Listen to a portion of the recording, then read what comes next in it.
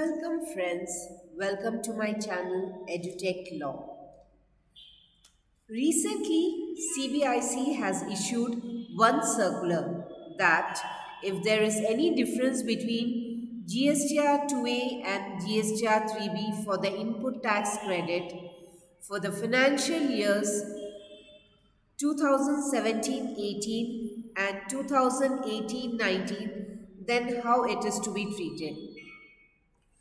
First thing, this circular makes it clear that it does not impose any new liability on the taxpayer, nor does it waive the old existing liability. ITC mismatch, if any cases are there, they will be governed only by the Act and rules. This circular has not brought any change in the provisions. It is just the guidelines and are clarificatory in nature and shall not be used in interpretation and provision of law.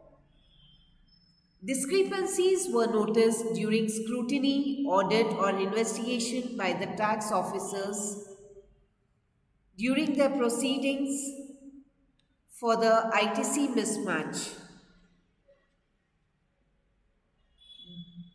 Due to this circular was being brought. The irregularity is purely this circular is purely a facilitation to save the bona fide legal taxpayers from hassles. During the initial years, the technology was not updated, nor the SSE were well versed with the filing process of the software. This circular has brought the guidelines to empower the lower tax authority to not bring the SSE into the legal hassles and keep them away from it. Because GSTR 2A could not be made available to taxpayers on Common Portal during the initial stages of implementation. So, for this, there are four scenarios in which the case is divided. First, where the supplier has failed to form GSTR 1 but filed form GSTR 3B. So, in that, they will have a mismatch of ITC, where both form GSTR 1 and GSTR 3B is filed, but the supplier failed to report the invoice in form GSTR 1. Third, where both forms GSTR 1 and form GSTR 3B is filed, but supplier has declared wrong or incorrect GSTIN of the recipient. This will again lead to mismatch of the ITC claimed by the supplier and the SSE. Where invoices are reported wrongly by suppliers under B2C. Instead of putting it under B2B, it is being written under B2C. So, proper officer will ascertain the following condition first of section 16G to proceed with the case. That is, first of all, the SSE is in possession of a tax invoice, a proper tax invoice, and that he has received goods services or both, and that he is made the payment for the amount towards the value as well as tax on that invoice is paid by the supplier. To make the verification of payment of the tax, the officer divides the liability in two parts. One part where the ITC in respect of a single supplier exceeds 5 lakhs and where the ITC in respect of a single supplier is up to 5 lakhs.